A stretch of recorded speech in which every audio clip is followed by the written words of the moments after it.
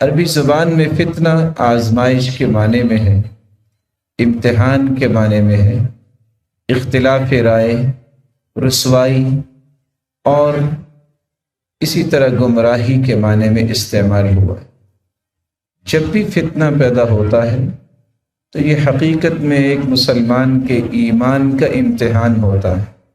آزمائش ہوتی ہے،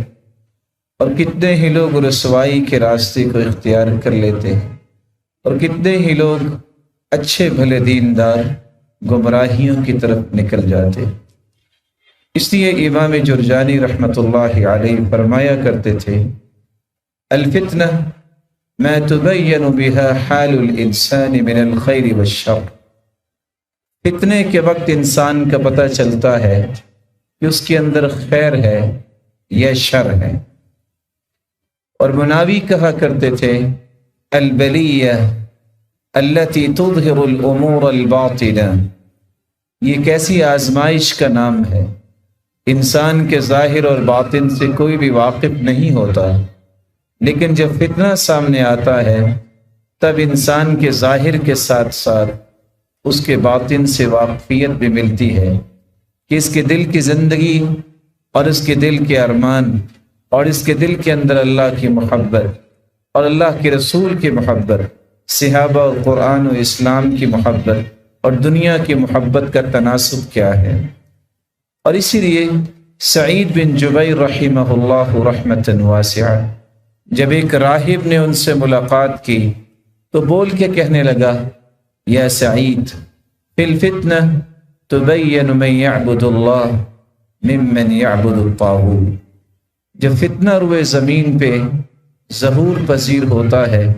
اس وقت پتہ چلتا ہے کہ اللہ کی عبادت کون کرتا ہے اور طاغوت کے پیچھے کون چلتا ہے۔ جب یہ بات واضح ہوئی کہ فتنہ ایک آزمائش ہے تو رسول اللہ صلی اللہ علیہ وآلہ وسلم نے ان آزمائشوں کا تذکرہ کرتے ہوئے فرمایا تھا، تعرض الفتن علی القلوب کالحصیر عودا عودا۔ لوگوں دل پہ فتنے اس طرح براجمان ہونے لگیں گے جس طرح کسی چٹائی پر گرد پڑتی ہے اور پڑتی ہے اور پڑتی جاتی ہے۔ حالت کیا ہوتی ہے، فمن اشربها نکتت فیہ نکتۃ سوداء، جس دل کے اندر محبت آ جائے ان فتنوں کی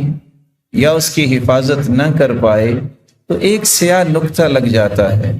حتیٰ کہ پورے کا پورا دل سیاہ ہو جاتا ہے۔ ومن انکرها، اور جو فتنوں کا انکار کرتا ہے، نکتت فیہ نکتۃ بیضاء، اس کے دل میں سفید نقطہ لگ جاتا ہے۔ صحیح مسلم کی روایت مزید بتاتی ہے، حتی تصیر علی قلبین، تو انسانیت کے اندر دو قسم کے دل ہوتے ہیں،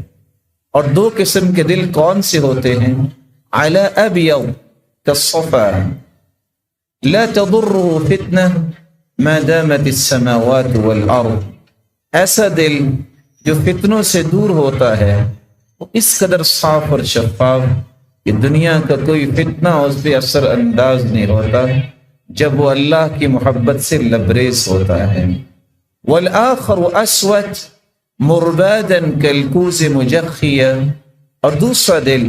جو دنیا کی محبت سے لبریز ہوتا ہے وہ سیاہ ہوتا ہے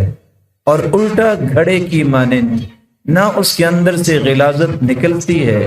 اور نہ ہی کوئی اچھائی اس میں داخل ہوتی۔ رسول اللہ صلی اللہ علیہ وسلم نے فرمایا، دنیا میں اس قدر فتنے آئیں گے قیامت کے نزدیک کہ ایک مومن یہ کہے گا، ہذہ مہلکتی،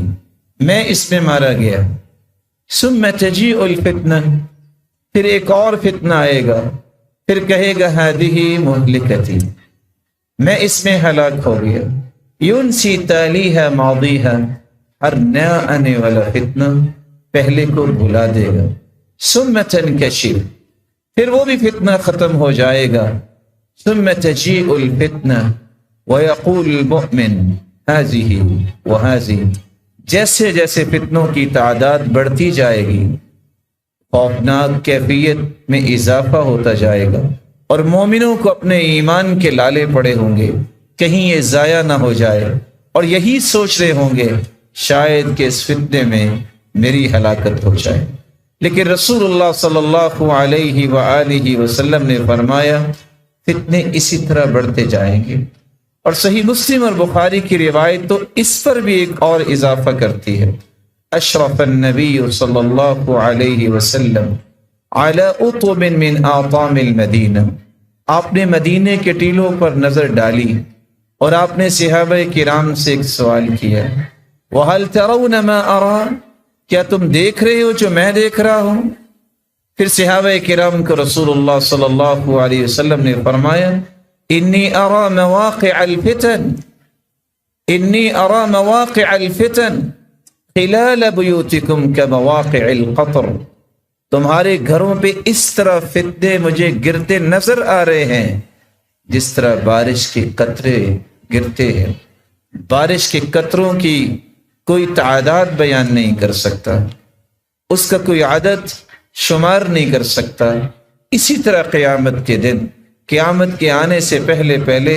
زمین کے اندر اس قدر لا تعداد فتنے ہوں گے۔ رسول اللہ صلی اللہ علیہ وآلہ وسلم نے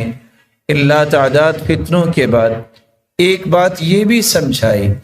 اثنان یکرہہما ابن آدم، آدم دو چیزوں کو پسند نہیں کرتا، یعنی آدم کی اولاد، لیکن دونوں چیزوں پہ اگر غور کرے، یکرہ الموت، وہ موت کو پسند نہیں کرتا، والموت خیر للمؤمن من الفتنہ، فتنے میں پڑ جانے سے بہتر ہے کہ اسے موت آ جائے، حالانکہ وہ موت کو پسند نہیں کرتا۔ یکرہ قلت المال وقلت المال،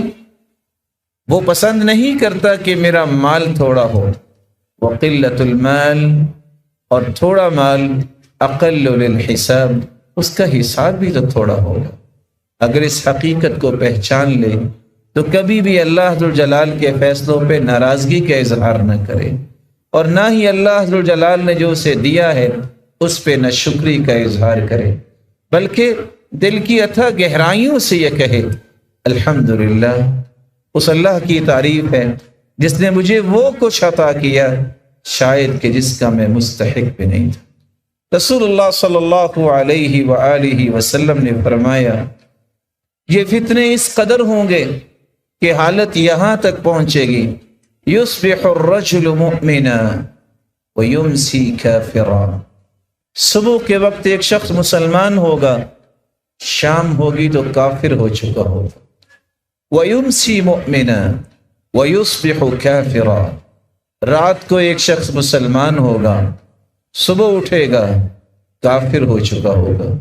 سبب کیا ہے؟ یبیع دینہ بعرض من الدنیا، اپنے دین کو، اپنے ایمان کو دنیا کے چند ٹکوں کے بدلے بیچ ڈالے۔ رسول اللہ صلی اللہ علیہ وآلہ وسلم نے یہ بات سنا کر صحابہ کرام کو یہ حقیقت آشکارا کر دی کہ فتنہ جب آتا ہے تو انسان بسا اوقات کفر کی حدیں بھی پھلانگ جاتا ہے، اس لیے اللہ ذوالجلال سے ہر وقت فتنوں سے محفوظ رہنے کی دعائیں کرنی چاہیے۔